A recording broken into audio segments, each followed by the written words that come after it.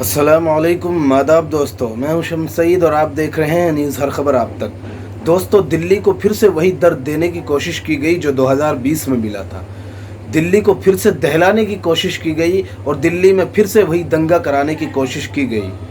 दंगा किसने कराया? क्यों दिल्ली को जो है टारगेट बनाया जा रहा है बार बार पूरे देश में पूरा माहौल ख़राब करने की जो लगातार कोशिश है और लगातार जो एक दंगा करने की साजिश रची जा रही है और षड्यंत्र जो रचा जा रहा है वो हम लगातार आप तक पहुंचाते रहे हैं। चाहे वो कैरोली का मामला हो, मध्य प्रदेश का मामला हो और अन्य जगहों पर जहां भी माहौल ख़राब करने की कोशिश की गई है, जो हेट स्पीचेस दी गई हैं, जो धर्म संसद के नाम पर, हिंदू महापंचायत के नाम पर एक मुस्लिम विशेष समुदाय को और ख़ास तौर से मुस्लिम कम्युनिटी को जो टारगेट करने की कोशिश की गई है, उसका रिएक्शन निकलकर सामने आने लगा है। उसका रिएक्शन आपने देखा कि राजस्थान के करौली में जो हिंसा हुई वो भी उन्हीं सब चीज़ों का नतीजा था, और जो मध्य प्रदेश में जो हिंसा हुई और उसके अलावा खारगोन में जो हिंसा हुई और उसके अलावा भी जो आसपास में जो हिंसाएं हो रही हैं लगातार, उससे अभी देश पनप ही रहा था, वो दाग धुल ही नहीं पाया था। तो जो है फिर से दिल्ली को दहलाने की साजिश की गई और जो शोभा यात्रा निकाली जा रही थी जहांगीरपुरी में, उसको जो है फिर से जो है पूरी तरह से वो वायलेंस में तब्दील हो गई और जो है दोनों कम्युनिटी ने आपस में एक दूसरे के लोगों को नुकसान पहुंचाया। लेकिन सबसे बड़ा सवाल ये है कि दोस्तों, इन सब को लेकर जो हिंसा लोग कर रहे हैं, आखिर ये जो आपस में एक दूसरे की पड़ोस में रहने वाले लोगों को इनके एक दूसरे की जान लेने पर, एक दूसरे पर हमला करने पर आमादा कौन लोग हैं जो कर देते हैं? कौन लोग हैं जो आपस में एक दूसरे के सुख दुख में साथ रहने वाले लोगों को, जो आम सी जनता है, उसको एक दूसरे का दुश्मन बना देती है? सबसे पहले दोस्तों इन सब चीज़ों के बारे में बात करेंगे, लेकिन सबसे पहले आपको जो जहांगीरपुरी में जो शोभा यात्रा निकल रही थी उसकी कुछ तस्वीरें हम आपको दिखाना चाहते हैं, वो देखिए।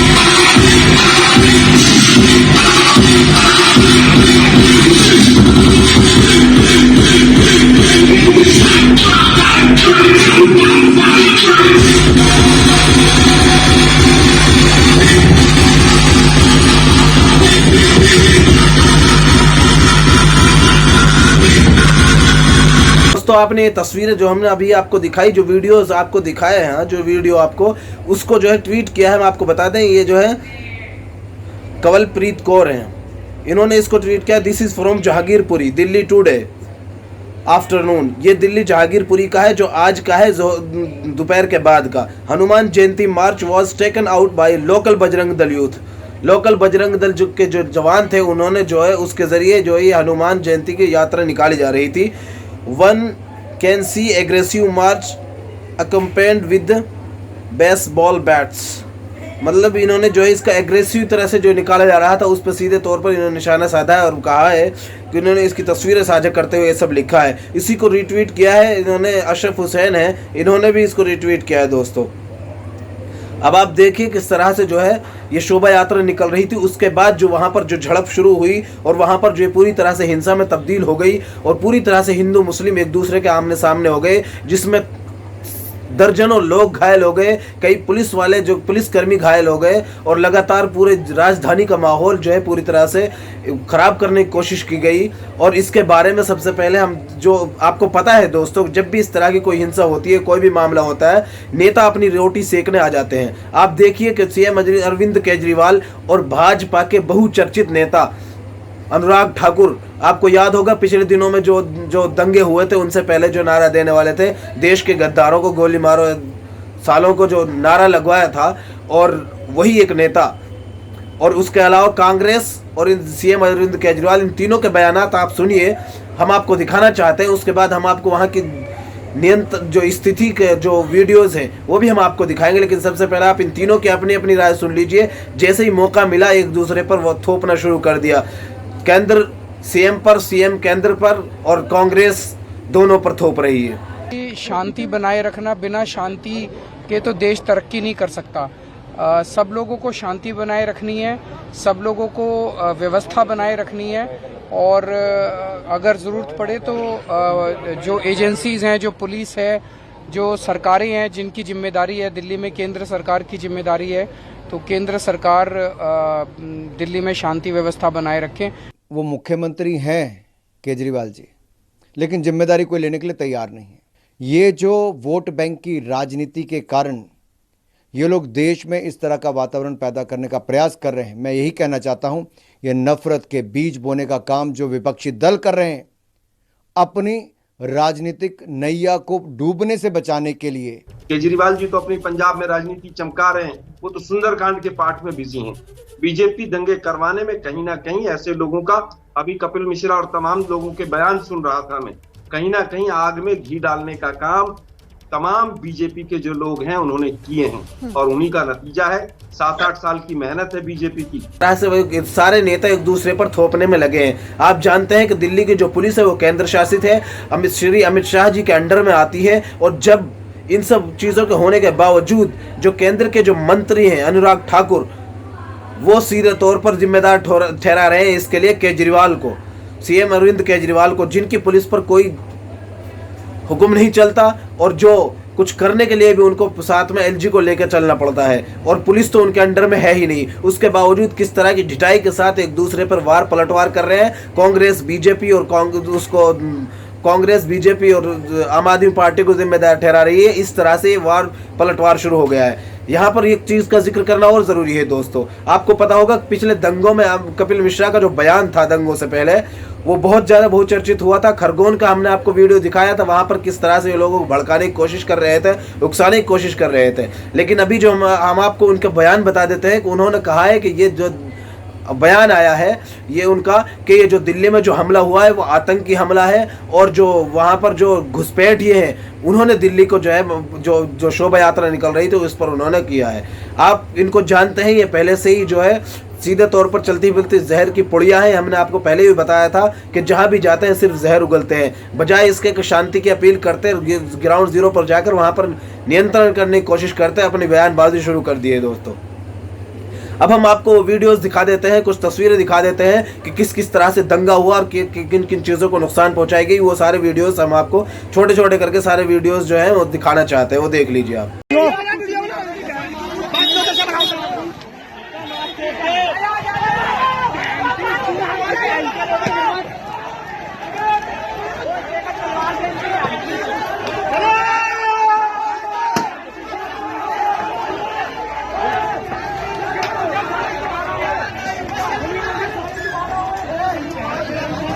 मारो बहन के लोगों को, मारो इनकी माँ की चूत, इनकी मारो बहन के लोगों को, बहन की चूत, ओ मारो बहन के लोगों को, इनकी माँ की चूत, इनकी मारो मारो मारो बहन के लोगों को मारो।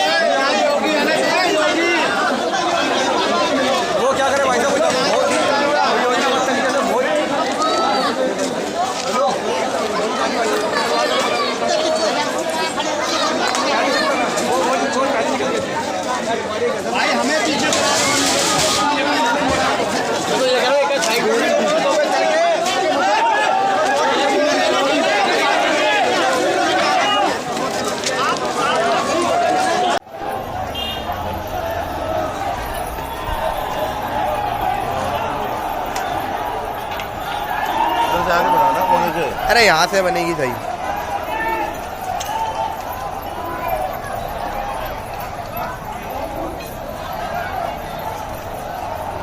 वो कांग्रेस से आप चल रहे हो।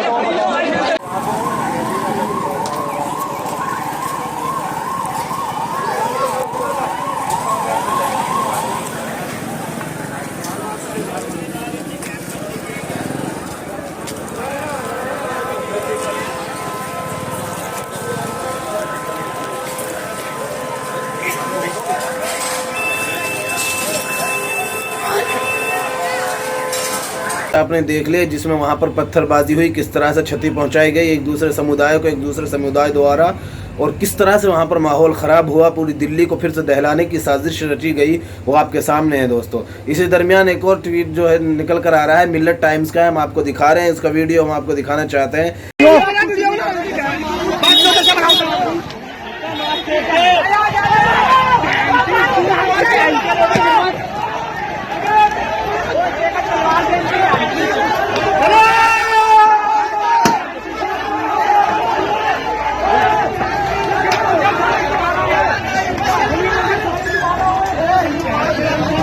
मारो बे आंटी लड़ो को, मारो इनकी माँ की चूतिन की, मारो बे आंटी लड़ो को, की चूत, ओ मारो बे आंटी लड़ो को, उनकी माँ की चूतिन की, मारो मारो मारो बे आंटी लड़ो को, मारो।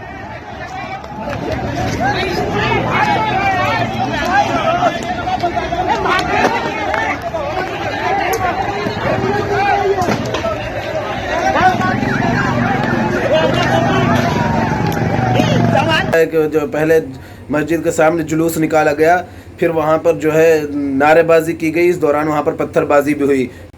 दोस्तों इन सभी वीडियोस को आपने देख लिया किस तरह से जो है दिल्ली में जो है हिंसा भड़काने की कोशिश की गई, दिल्ली को फिर से दहलाने की कोशिश की गई। दिल्ली में जो है 2020 जैसा दंगे दोबारा दोहराने की जो साजिश थी वो रची गई, चाहे वो किसी भी समुदाय के द्वारा रची गई। वो जिन लोगों ने भी वो साजिश रची वो उसके मुजरिम हैं, और उसकी जो उनका पक्षपात कोई नहीं करता है, उनको सज़ा होनी चाहिए। लेकिन आखिर के दर्जे किस तरह का, जब देश में चारों तरफ हनुमान जयंती और रामनवमी को लेकर जगह जगह पर जो हिंसा और झड़प हो रही थी, तो क्या सवाल नहीं उठता है कि जो राजधानी का प्रशासन है उसको पहले ही अलर्ट रहना चाहिए था, और किस तरह से वहाँ पर जो हिंसा हुई उसको नाकाम बनाना चाहिए था। दोस्तों हमने इस सारे वीडियोस को आपको दिखाया, लेकिन अब प्रशासन क्या कह रहा है इस बारे में वो भी आप सुन लीजिए। प्रशासन का इस बारे में क्या कहना है, पुलिस इस बारे में क्या कह रही है, वहां पर स्थिति, मौजूदा जो स्थिति और नियंत्रण है वो किस तरह का है वो देख लीजिए। जो छोटा झगड़ा हुआ था वो कंटेन कर लिया गया है। जो जहांगीरपुरी के नागरिक हैं उनसे हम गली गली जाकर, घर घर जाकर ये रिक्वेस्ट कर रहे हैं कि अमन चैन शांति बनाए रखें, सौहार्दपूर्ण वातावरण बनाए रखें। पुलिस एडिक्वेट संख्या में हम सब यहाँ मौजूद हैं, और सिचुएशन को किसी भी तरह का कोई भी अगर असामाजिक तत्व ये चाहे कि हम सिचुएशन को गड़बड़ कर दें या अफवाह फैला दें, उसको हम कंटेन करने के लिए यहाँ पर मौजूद हैं। और जब तक पूरी तरह से शांति व्यवस्था और जरा सा कोई शक शुबा भी ख़त्म नहीं हो जाता, तब तक हम यहाँ पे रहेंगे।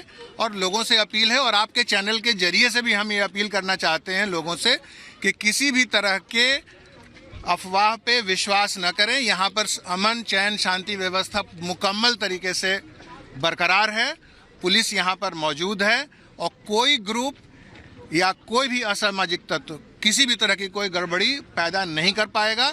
और हम लोग जो कम्युनिटी है उससे इस कम्युनिकेशन में हैं। पीस कमेटी, अमन कमेटी के लोग हमारे साथ हैं, उनसे बातचीत चल रही है, और हम लोग डोर टू डोर जाकर लोगों को में ये विश्वास पैदा कर रहे हैं कि अमन चैन सौहार्दपूर्ण वातावरण बना के रखें, और पुलिस यहाँ मौजूद है और आपकी सुरक्षा मुकम्मल है। Thank you. झगड़े की बात करी, क्या किस बात को लेकर झगड़ा हुआ था सर? एक प्रोसेशन आपस में दो ग्रुप के बीच में झगड़ा हुआ, बाकी इसलिए तो इन्वेस्टिगेशन का मसला है। इन्वेस्टिगेशन हम लोग करेंगे, पेशेवर तरीके से करेंगे, प्रोफेशनल तरीके से करेंगे। कितने लोग घायल हुए सर? कितने लोग इसका आकलन कर रहे हैं। जो कितने लोग, बहुत ज्यादा लोग, बहुत कुछ पुलिसकर्मी भी उसमें घायल हुए हैं, और इसका आकलन कर रहे हैं। अभी तो हम लोग फील्ड में हैं यहाँ पर। अभी तो जो मेन है लॉ एंड ऑर्डर को मेंटेन करना और लोगों में ये विश्वास पैदा करना कि सिचुएशन अंडर कंट्रोल है और किसी भी तरह के अफवाह के ऊपर ध्यान न दें। का बयान आपने सुन लिया। पुलिस प्रशासन वहां पर कह रही है कि सब कुछ वहां पर नियंत्रण में है, लेकिन जो है वो वहां पर जब तक बने रहेंगे जब तक उन्हें पूरी तरह से इत्मीनान न हो जाए। लेकिन दोस्तों सवाल यह है कि अगर यही काम पहले से मुस्तैदी दिखाई जाती, पहले से इस पर जो है तैनाती दिखाई जाती, तो शायद ये हिंसा न होती, शायद इसकी नौबत ही न आती। कोई भी समुदाय का, कोई भी जो लोग इस तरह की जुर्रत और हिम्मत नहीं कर सकता था अगर पहले ही मुस्तैदी दिखाई जाती। लेकिन दोस्तों जब पूरे देश में और जगह जगह पर रामनवमी जैसे जुलूस को लेकर और जो दंगे भड़काए जा रहे हैं, दंगे किए जा रहे हैं, राइट्स, हिंसाएं हो रही हैं, इसको लेकर कहीं ना कहीं हद तक ये सवाल तो बनता है कि पुलिस को पहले ही मुस्तैदी से रहना चाहिए था, चौकन्ना रहना चाहिए था, और इस हिंसा को नाकाम बनाना चाहिए था। आपको बता दें दोस्तों, तकरीबन 50 मिनट तक ये हिंसा हुई, जिसमें लाखों का नुकसान भी हुआ और लाखों की जो है लाखों क्या करोड़ों का नुकसान हो गया। गाड़ियां फूंक दी गई और जो है घरों को नुकसान पहुंचाया गया और सैकड़ों लोग इसमें घायल हो गए तकरीबन, जैसे जानकारी मिल रही है। और कई सारे पुलिस वाले और पुलिसकर्मी भी इन दंगाइयों की भेंट चढ़े हैं, उनको भी जख्मी कर दिया गया है और घायल हो गए हैं। दोस्तों हम इस सारे वीडियोस को दिखाने का मकसद सिर्फ यही था कि जो हनुमान जयंती पर जो सारी हिंसा हुई है वो सारी प्रतिक्रिया आप तक पहुंच जाए। बाकी इस बारे में आपका क्या कहना है, आप कमेंट सेक्शन में ज़रूर अपनी राय दीजिएगा। दोस्तों आपसे निवेदन है, आपसे दरख्वास्त है कि इस वीडियो को ज़्यादा से ज़्यादा लोगों तक पहुंचाइए, क्योंकि अक्सर व बेशतर वो हिस्से होते हैं जिनको गोदी मीडिया नहीं दिखाता है। गोदी मीडिया अक्सर जिन खबरों को दबा देता है उनको हम आप तक पहुंचाने की कोशिश करते हैं, और इस वीडियो को आप ज़्यादा से ज़्यादा लोगों तक पहुंचाएं ताकि लोगों को जागीरपुरी में क्या क्या हुआ, किस तरह से हुआ और क्या क्या उसके बाद सियासत शुरू हो गई है, वो लोगों तक पहुंच सके। अंत में हमारा आपसे निवेदन है दोस्तों कि हमारे इस चैनल को लाइक करें, शेयर करें, सब्सक्राइब करें।